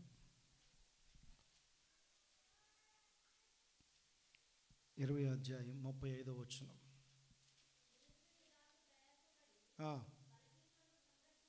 బలహీనులను సంరక్షింపవలననియో పుచ్చుకొనుట కంటే ఇచ్చుట ధన్యత అని ప్రభు అయిన యేసు చెప్పిన మాటను జ్ఞాపకం చేసుకొనవలెను. ఏం జ్ఞాపకం చేసుకోవాలి? పుచ్చుకోవటం కంటే. అందరు చెప్పాలి, పుచ్చుకోవటం కంటే. అందరు చెప్పాలి, పుచ్చుకోవటం కంటే. నువ్వు ఇవ్వాలా తీసుకోవాలా? అందరు చెప్పండి. ఎంతమంది పథకాల కోసం లిస్ట్ రాసి పెట్టారు? మిమ్మల్ని ఎంతమంది రాశారు? ఒక్కరు చేతులు ఎత్తలేదండి. రాశారమ్మా? ఇంకెంతమంది రాయాలనుకుంటున్నారు? మిమ్మల్ని అలా చూస్తున్నారేంటి? నువ్వు పుచ్చుకోవాలని అంటే సొంతంగా ఇల్లు లేకపోతే ఒకటే దరఖాస్తు అన్నిటికీ. అమ్మ ఇంద్రమ్మ ఇల్లు. ఏ ఇల్లు? మనకు చిన్న ఇల్లు ఇచ్చాడు దేవుడు. అది లేనోడికి చేరాలని ఎప్పుడన్నా ఆలోచన ఉంటుందా? మళ్ళీ మనకు హైదరాబాద్లో బాలాజీ నగర్లో రాజు గృహకల్పలో ఇంకో ఇల్లు వచ్చేస్తే దేవుడు స్తోత్రం. హల్లెలూయా అంట. మీకు ఎంత కృపో. ఎప్పుడన్నా నేను ఒక మాట చెప్తానండి, గుర్తుపెట్టుకోండి. మనం ఎవరికన్నా ఇచ్చేవారిగా ఉంటే, దేవుడు నాకు ఇన్ని ఇచ్చాడు, ఒక పూట భోజనం నేను దేవుడి పేరట ఎవరికన్నా పెడతానని ఎప్పుడైనా పెట్టావా? దేవుడు నాకు ఇచ్చిన దాంట్లో దేవుడికి నేను క్రమం తప్పకుండా కానుక. చాలామంది ఇస్తున్నారు, నేను ఇవ్వలేని వాళ్ళ గురించి కూడా చెప్పట్లా. నేను ఒక్క మాట చెప్తాను, ఈ సంవత్సరాంతం ఎప్పుడు కానుకల కోసం చెప్పలే, కానీ ఎందుకు దేవుడు ఈ మాట నాకు గుర్తు చేశాడు. నీ రాబడిలో నీకు వచ్చిన దాన్ని కృతజ్ఞత కలిగి, ఏం కలిగి? ఏమన్నా నువ్వు 2 కాసులే తీసిరా, ఎంత? నేను కష్టించి పని చేయడానికి దేవుడు నాకు బలం ఇవ్వకపోతే నా పరిస్థితి ఏంటి? అందుకే బైబిల్లో ఉంటుంది, భాగ్యము సంపాదించుకున్నట్లుగా నాకు సామర్థ్యమును. ఇందాక మనం చదువుకున్న 90వ కీర్తనలో, మా యెహోవా ప్రసన్నత మా మీద ఉండునుగాక, మా చేతి పనిని మాకు స్థిరపరుచుము. దేవా, మా చేతి పనిని మాకు. నీ చేతి పని నీకు స్థిరపడకపోతే గుర్తుపెట్టుకోండి, నెలంతా పని చేసావు, ఆ పని చేసిన దానికి నాకు మీరు ఇచ్చిన ఇవ్వకపోయినా దేవుడు నన్ను పోషిస్తాడు. మీరు నాకేదో తక్కువ చేశారని చెప్పట్లా. నువ్వు దీవించబడకపోవడానికి అది కూడా ఒక కారణమేమో, అది కూడా ఒక లోపమేమో మీకు గుర్తుపెట్టుకోండి. రాణి సిస్టర్ గారు ఉండేవారు మన చర్చిలో.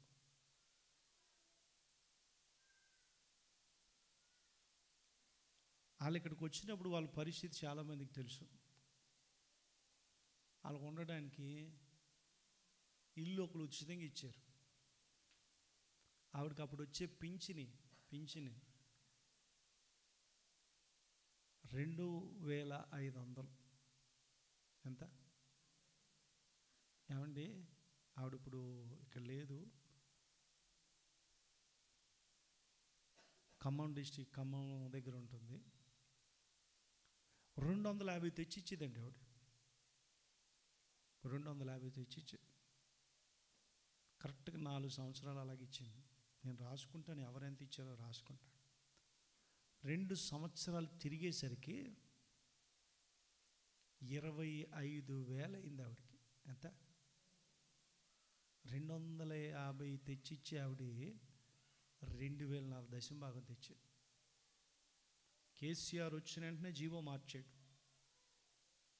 25,000 వచ్చేది ఆవిడ. ఎంత? మాకు వస్తే ఇస్తామండి, మాకు వస్తే అని మీకు అనిపించవచ్చు. కానీ ఆవిడకి వచ్చే 2,500లోనే దేవుడి సన్నిధి కానుక తెచ్చింది. చూసారా? మొదటి రొట్టె కావచ్చు. ఏంటి ఏంటి నీకు వచ్చిన మొదటి రొట్టె, నీ దగ్గర ఉన్న 2 కాసులే కావచ్చు. దేవుడు నన్ను పోషించడానికి దేవుడు నాకు ఇచ్చాడు కాబట్టి ఇది నేను దేవుడికి. యాకోబు ప్రార్థన చేసుకున్నాడు. యాకోబు ఏం చేశాడు? 2 మందలుగా దీవించబడ్డానికి కారణం ఏంటో తెలుసా? తాను చేసుకున్న తీర్మానం. ఏంటి తీర్మానం? ఆ తీర్మానాన్ని కట్టుబడి ఉన్నాడండి. ఈరోజు మీ జీవితంలో ఎంతమంది ఎలా జీవిస్తున్నారు నాకు తెలియదు. కొంతమంది పేరు లేకుండానే ఇస్తారు, కానుకల బాక్స్లో వేసేసి వెళ్ళిపోతారు. నేను అంటాను, దేవుడికి ఇచ్చి పరిశోధించి చూడండి. అర్థమవుతుందమ్మా? నేను ఖచ్చితంగా చెప్తాను, మీ పిల్లలు దేవుడు దీవిస్తాడు. నేను ఎప్పుడు చెప్తాను, మా నాన్న అప్పట్లో దాచుకోవాలనుకున్నా, సంపాదించాలనుకున్న పాస్టర్లకు ఇవ్వకపోయి ఉంటే ఇంకా ఎక్కువ ఉందునో కొందుమో లేకపోతే ఉన్నాయి అమ్మేసుకుందో నాకు తెలియదు. వాళ్ళు అప్పుడు ఇచ్చారు, ఇప్పుడు మేము పంట కోసుకుంటున్నాం. నిజం చెప్తున్నా, మీరు ఇద్దండి, మీ పిల్లలు పంటకు వస్తారు. అర్థమవుతుందా? కొంతమంది ఉన్నారు, నేను పేర్లు చెప్పను కానీ కొంతమంది ఉన్నారు, వాళ్ళకి వచ్చే కొద్ది దాంట్లో కూడానండి ఖచ్చితంగా దేవుడికి ఇది డబ్బు అని చెప్పి పక్కన పెట్టేసే వాళ్ళు ఉన్నారు. ఇది మాది కాదు అని అనుకుని పక్కన పెట్టేసేవాళ్ళు. పుచ్చుకొనుట కంటే రేవంత్ రెడ్డి గారు 5 జతల బట్టలు పంపించాడు. మన పాస్టర్లు అలా పంపించారు, మాకు 5 ఇచ్చారు. 5 కుటుంబాలే ఉన్నాయా అని అనుకున్నాను నేను. అవి ఎవరికి ఇవ్వాలో తెలియక అక్కడే పెట్టేసాను. ఒకరికి ఇస్తే పాస్టర్ గారు మాకు ఇవ్వలేదు అని అంటారు కొంతమంది. నాకు పర్లేదండి, పలానా వాళ్ళకి ఇవ్వండి అనే మనసు ఉంటుందా మనకి? పాస్టర్ గారు కావాలంటేనే ఇష్టం. నేను కొనుక్కున్నానండి దేవుడి కృపను బట్టి. చర్చిలు ఎవరన్నా ఉంటే లేని వాళ్ళకి ఇవ్వండి. ఫ్రీగా వస్తుందంటే ఏమంటే అది పనికిరాందని తెచ్చి ఇంట్లో పెట్టేసుకుంటాం. చూడండి, సోఫా సెట్ ఉంది పాడేద్దాం అంటున్నాం అనుకోండి, ఏమంటుంది సార్? మన ఇంట్లో దూరపోయినా సరే మాకే కావాలంటాం. నేను అంటాను, గుర్తుపెట్టుకోండి, నా దేవుడు నన్ను ఇచ్చేవాడిగా పెట్టాలి అని ప్రార్థన చేసుకోండి ఈ సంవత్సరం. ఎలాగా? మరొకసారి చెప్తున్నాను ఈ మాట, జ్ఞాపకం చేసుకోండి. దేవుని సన్నిధిలో మీ సమయం మీ సమయం కూడా దేవుడికి ఇవ్వాలి. ఏంటి? సమయం ఇవ్వాలి దేవుడికి. ఇవ్వకపోతే చాలామంది ఇవ్వట్లా. సువార్త కోసం జీవితాలు ఖర్చు పెట్టిన వారు లోకంలో ఎంతోమంది ఉన్నారు. వాళ్ళ కుటుంబాలను విడిచిపెట్టి దేవుడి సన్నిధి కోసం, దేవుడి కొరకు ఏమండి ఎంతమంది ఎన్ని ప్రయాసపడ్డారో తెలుసా? జ్ఞాపకం చేసుకోండి. ఈరోజు మనకి సువార్త అందించబడిందంటే ఎవరో చేసిన త్యాగం, ఎవరో చేసిన త్యాగాల వలన మనం ఇలా ఉన్నాం. నిజం చెప్తున్నా. పిల్లలకు కూడా నేర్పించాలి, చిన్నప్పటి నుంచి మనం ఇవ్వడం నేర్పించాలి. ఎవరికి? ఫారినర్స్కి ఉంటాయి ఈ అలవాట్లు, మన దేశస్తులకు ఎవరికి ఉండవు, పిల్లలకు కూడా ఉండవు. అందుకే మనం తెచ్చిన చాక్లెట్ మనకి ఎట్టమంటే అట్టడు మనకి పిల్లలు. ఎందుకంటే మన బుద్ధులే. ఎవరి బుద్ధులు? ఆ ఇండియన్స్ బుద్ధులు. Foreigners latest gift of all అని అప్పుడు వచ్చినాయి కదా బొమ్మలు, 10-15 సంవత్సరాల కింద వచ్చినాయి కదా, తెలిసే తెల్లా చాలామంది తీసుకున్నాం కదా మనం. ఎవరు ఇచ్చేవారు తెలుసా? మన దేశస్తులు ఇప్పుడు ఆప్ చేశారు కావాలని, అవి రాకుండా. నిజంగా మన దేశానికి రాకూడదని ఆప్ చేసేసారు. అవి ఎవరు ఇచ్చేవారు తెలుసా? సండే స్కూల్ పిల్లలు అక్కడ ఉన్న చర్చిలో నేర్పించారు. వాళ్ళ బొమ్మలు, వాళ్ళు కొనుక్కున్న బొమ్మలు, కలర్ పెన్సిల్ అవన్నీ సంవత్సరం అంతా దాసి ఒక పెట్టిలో పెట్టేవారు. ఆ పెట్టిలో పెట్టినవన్నీ పాస్టర్ గారి దగ్గర తీసుకొస్తే పాస్టర్ గారు ప్యాక్ చేసి, ఫస్ట్లో అసలు ఒక రకం బాక్స్ కాదు, రకరకాల బాక్సులు ఉండేవి. ఆ తర్వాత సంవత్సరం అన్నీ రెడ్ గ్రీన్ కలర్ బాక్సులు వచ్చినాయి. చెప్పుల బాక్స్ని ప్యాక్ చేసి మంచిగా అట్టేసి గిఫ్ట్ ప్యాక్ కింద ప్యాక్ చేసి పంపించేవారు. చిన్నపిల్లలు అండి వాళ్ళు, చిన్నపిల్లలు. $1 చెక్కు కూడా, వాళ్ళ నానిచ్చిన చెక్కులు కూడా కొంతమందికి వచ్చినాయి. వాళ్ళకి ఎవరికి ఇస్తున్నారో తెలియదు, ఎక్కడికి వెళ్తున్నాయో తెలియదు, కానీ వాళ్ళకి చిన్నప్పటి నుంచి ఏంటో తెలుసా? ఎవరికో లేనోడికి నేను ఇస్తున్నాను. అందుకే వాళ్ళు ఎప్పుడు గొప్ప స్థితిలో ఉంటారు. మీ పిల్లలకి నేర్పించండి. 2 జతల బట్టలు కొని 1 జత బట్టలు ఎవరికైనా ఎవడో నేర్పించండి. 2 చాక్లెట్లు కొని 1 చాక్లెట్ అక్కకో లేకపోతే పక్కోళ్ళకి ఇమ్మని నేర్పించండి. చర్చిలో ఉన్న వాళ్ళకి ఇమ్మని నేర్పించండి. మనోళ్ళు దాచుకుని తినడం అలవాటు. రే ఆడొస్తాడు, అప్పుడు తీగు బాక్సును, అప్పుడు చింపకో. కావాలితే చర్చిలో వెనక్కి వెళ్ళి తినే. ఎక్కడ తిను? వెనక్కి వెళ్ళి తిను. మెట్ల మీద కూర్చొని తిన్నాను. ఎక్కడ? మనమే నేర్పిస్తాం ఈ దౌర్భాగ్యమైన బుద్ధులు. నిజం చెప్తున్నానండి. రే పెట్టి సగం పెట్టి నేర్పించండి. దేవుడు మన కొరకు తన ప్రాణాన్ని ఇచ్చాడు. మనకున్న వాటిలో పంచడం పెద్ద గొప్పే. అందుకే ఆ వచనం చదివితే మళ్ళీ ఒకసారి చదవండి. అందుకే మీరు ఇలాగున ప్రయాసపడి, ఎవరు ప్రయాసపడాలి?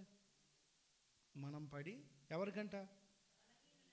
బలహీనులను ఎవరు సంరక్షించాలి? మనం ప్రయాసపడి లేనోడికి పెట్టాలంట. మన దగ్గర ఉన్నాయి కదని ఎప్పుడు మనం ఆడు ఎంత ఇస్తే నేను అంత ఇస్తాను. ఎప్పుడు మారుతుందండి మన ఆలోచన? ఆ లేనోడిది కూడా నేను భరిస్తాను అనే తత్వం మనలోనికి రాదు. నిజం చెప్తున్నా, రాదు మనకి. మన ఆలోచనలు బుద్ధులు మారాలండి. దేవుడి దగ్గరికి వచ్చామని కాదు, ఆలోచన బుద్ధులు క్రియలు మారాలి. అప్పుడు ఖచ్చితంగా మన జీవితాలు గొప్ప ధన్యకరంగా ఉంటాయి. ఒక 5 నిమిషాల్లో ముగించేస్తాను. దేవుణ్ణి మనము జ్ఞాపకం చేసుకోండి. ఎవరిని? అందరు చెప్పాలి. ఎవరిని?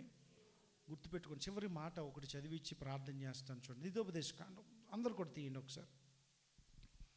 మర్చిపోతే మనకున్న పరిస్థితి ఒక మాట మీకు చెప్తాను చూడండి. దేవుడిచ్చిన సమృద్ధిని బట్టి మనం ఎప్పుడు దేవుణ్ణి. ద్వితోపదేశకాండం 4వ అధ్యాయము 9వ వచనం చదవండి అమ్మా త్వరగా. అయితే ఎవరు జాగ్రత్త పడాలి? చెప్పాలి. ఎవరు జాగ్రత్త పడాలి? నీవు జాగ్రత్త పడుమో, నీవు కనులారా చూచిన వాటిని మరవకుండునట్లు, అవి నీ జీవితకాలం అంతయు నీ హృదయములో నుండి తొలగిపోకుండునట్లు నీ మనస్సును జాగ్రత్తగా కాపాడుకొనుము. ఎందుకు జాగ్రత్త కాపాడుకోవాలి? ఎందుకు మర్చిపోకూడదు? మీరు తర్వాత వచనాలు చదివితే, తర్వాత అధ్యాయాలు చదివితే 6వ అధ్యాయము చూడండి, 6వ అధ్యాయం 10వ వచనం చదివితే 6:10 మీరు గమనించండి. నీ దేవుడైన అబ్రహాము, ఇస్సాకు, యాకోబులతో చేసిన ప్రమాణమును బట్టి ఆ దేశములో నుండి ఆ దేశములో ప్రవేశపెట్టి నీవు కట్టని గొప్పవగు మంచి పురములు, నీవు నింపని మంచి ద్రవ్యముల చేత నింపబడిన ఇండ్లు, నీవు త్రవ్వకపోయినను త్రవ్వబడిన బావులను, నీవు నాటని ద్రాక్ష తోటలను, ఒలీవ తోటలను నీకిచ్చిన తర్వాత నీవు తిని తృప్తి పొందినప్పుడు దాసుల గృహమైన ఐగుప్తులో నుండి నిన్ను రప్పించిన యెహోవాను మరవకుండా. ఎందుకు జాగ్రత్త పడాలి? నీ దేవుణ్ణి. అసలు నీకు ఈ స్థితి కలగడానికి కారణం ఎవరో? అందరు చెప్పాలి. ఎవరు? నీ దేవుడు. నేను ఖచ్చితంగా చెప్తున్నా.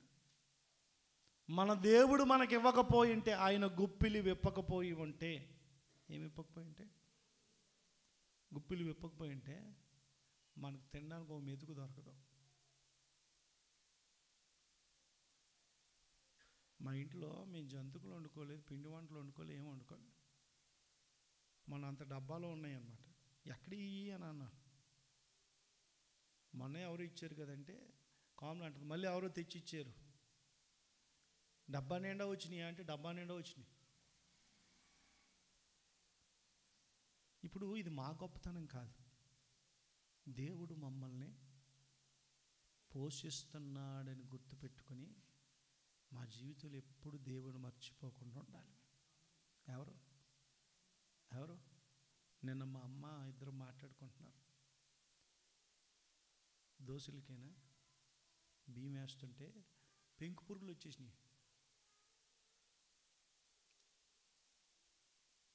అవి అవ్వలేదు, ఇంకా కొత్తవి వచ్చేసినాయి అంట. అక్కడికే మా ఇంట్లోకి పాతవి అవ్వలేదు, కొత్త బియ్యం.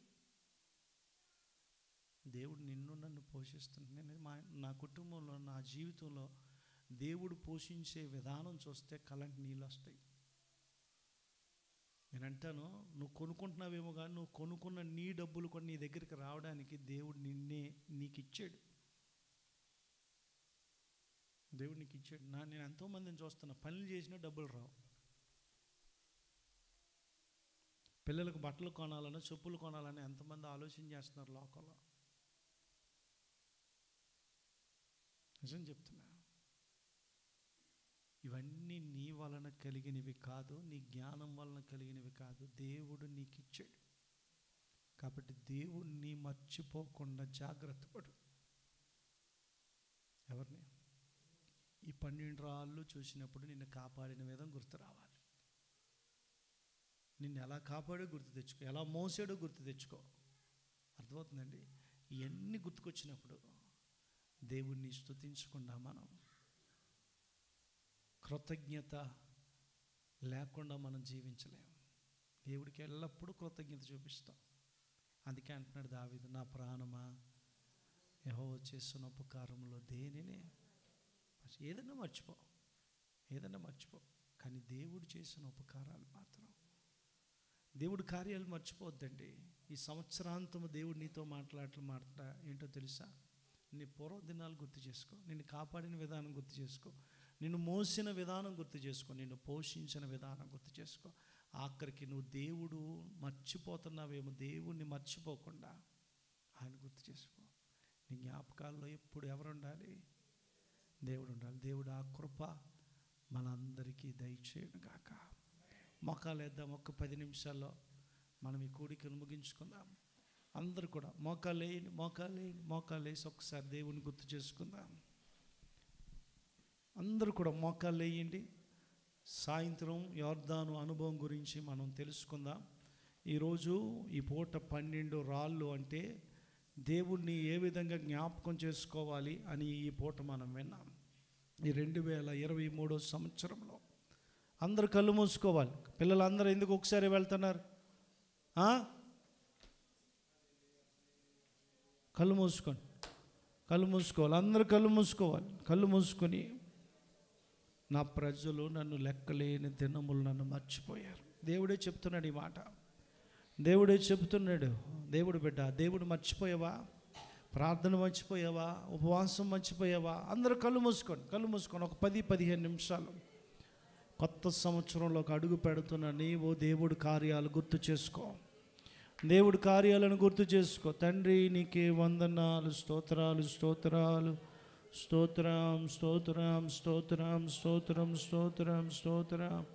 యేసయ్యా నీకు వందనాలు,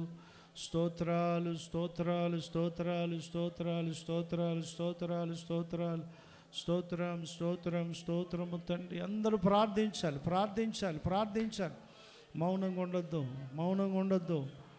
మౌనంగా ఉండొద్దు. ఆయన నీ జ్ఞాపకాల్లో ఉన్నాడా? మర్చిపోయావా? ఎన్నో మార్లు అనేక విషయాలు మనం మర్చిపోవచ్చు, కానీ దేవుణ్ణి మర్చిపోతున్నావేమో. ఇదిగో ఈ 12 రాళ్ళు మోసి తెచ్చి నీవు అక్కడ నిలబెట్టాలి. ఈ 12 రాళ్ళను నిలవబెట్టాలి. ఇదిగో నేను పూర్వ దినాలు జ్ఞాపకం చేసుకో. ఒకప్పుడు వస్త్రాలు లేవు, ఇప్పుడు సమృద్ధినిచ్చాడు. ఒకప్పుడు దాసురాలివి, ఇప్పుడు యజమానిగా మారావు. దేవుడు నేను యజమానుడిగా మార్చావు. ఒకప్పుడు ఎవరైనా ఒక పూట తిండి పెడితే బాగుండు అనుకున్నావు. దేవుడు ఇప్పుడు నిన్ను పెట్టే స్థితిలో పెట్టాడు. మర్చిపోవద్దు, జ్ఞాపకం చేసుకోండి. ఈ కార్యాలన్నీ పూర్వదినాలన్నీ జ్ఞాపకం చేసుకోండి. పూర్వదినాలన్నీ జ్ఞాపకం చేసుకోండి. నీకు వందనాలు, వందనాలు, స్తోత్రాలు, స్తోత్రాలు, స్తోత్రాలు ప్రభా. ఎప్పుడు ఆయన మాత్రమే మన జ్ఞాపకాలలో ఉండాలి. ఆయన మాత్రమే మన జ్ఞాపకాలలో ఉండాలి. స్తోత్రం, స్తోత్రం, స్తోత్రం, స్తోత్రం, స్తోత్రం, స్తోత్రం, స్తోత్రం, స్తోత్రం, స్తోత్రం.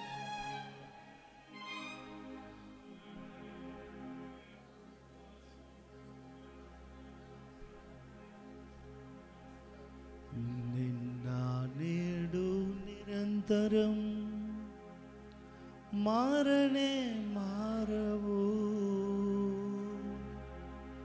నా జ్ఞాపకాలలో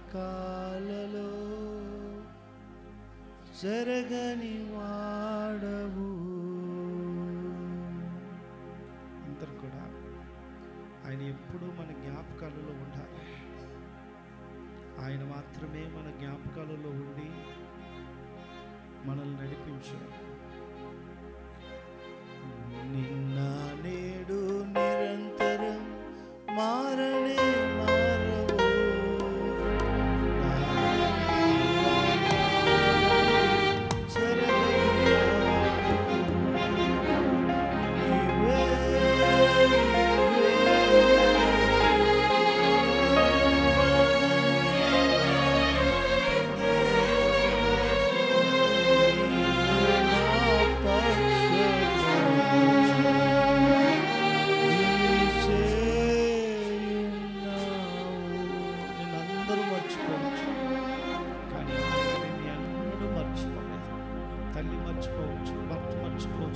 మర్చిపోవచ్చు, పిల్లలు మర్చిపోవచ్చు. ఆయన ప్రేమ మార్పులేని ప్రేమ, మార్పులేని ప్రేమతో నిన్ను ప్రేమిస్తున్నాడు. కానీ నువ్వు మర్చిపోయిన ఆయన నిన్ను మర్చిపోలేదు కదా. కృతజ్ఞతతో ఆయన జ్ఞాపకం చేసుకోండి, ఆయన కార్యాలు జ్ఞాపకం చేసుకోండి. నిన్న నేడు నిరంతరం మారనే మారవు.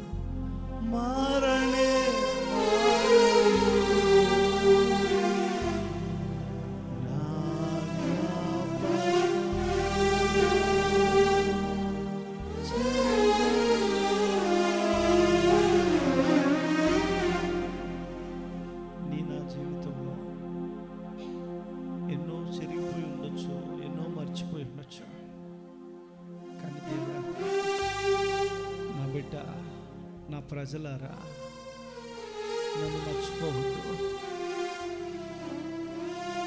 ఒకసారి ఆయన చేసిన కార్యాలు, ఆయన కాపుదల, ఆయన పోషణను, ఆయన సమృద్ధిని, ఆయన త్యాగమును, నీకోసం ఆయన ప్రాణం పెట్టిన ఆ త్యాగాన్ని మర్చిపోయావా? మర్చిపోవద్దు. ఆయన నమ్మదగిన దేవుడు, నమ్ముకోదగిన సహాయకుడు. అయ్యా, సంవత్సరాంతంలో మేమున్నాం. నీ కృప చేత మమ్మల్ని నడిపిస్తున్న విధానం నా జీవితంలో, మా జీవితంలో నీవు చేసిన కార్యాలను జ్ఞాపకం చేసుకోమని ఈ మొదటి పూట మీరు మాతో మాట్లాడారు. మా జ్ఞాపకాల్లో నిత్యము నీ నడిపించండి. నిజమే ప్రభా, మా పూర్వదినాలు జ్ఞాపకం చేసుకోండి. మేమే పాటివారు, ఎవరు మమ్మలను ప్రేమించని కాలము అందరూ మమ్మలను తృణీకరించారయ్యా. నీవు మమ్మలను కోరుకుని నీ సొత్తైన ప్రజలుగా మమ్మలను మార్చుకుని కంటికి రెప్పవలే, కనుపాపవలే మమ్మలను కాపాడి, పక్షిరాజు తన పిల్లలను మోయినట్లుగా మమ్మల్ని అందరినీ మోస్తూ నువ్వు నడిపిస్తున్న విధానమును బట్టి నీకు వందనాలయ్యా. నేటికి నువ్వు మమ్మల్ని నడిపిస్తున్నావు, మమ్మల్ని భరిస్తున్నావు, మమ్మల్ని పోషిస్తున్నావు. మమ్మల్ని అన్నడు కూడా నీవు మర్చిపోలేదు ప్రభా. అందును బట్టి నీకు స్తోత్రాలు చెల్లిస్తున్నావు. మా జ్ఞాపకాలలో నీవు నిత్యము నీ మమ్మల్ని నడిపించండి అయ్యా. మేము నిన్ను మర్చిపోతే మా కుడి చేయి, మా నేర్పును మర్చిపోతుంది ప్రభా. నిన్ను మర్చిపోనివద్దు ప్రభా. మాకున్న సమృద్ధిని బట్టి, మాకున్న పరిస్థితులను బట్టి నిన్ను మర్చిపోకుండా ఇవన్నీ నీ వలనే అని మేము ముందుకు సాగే కృప మాకు దయచేయండి.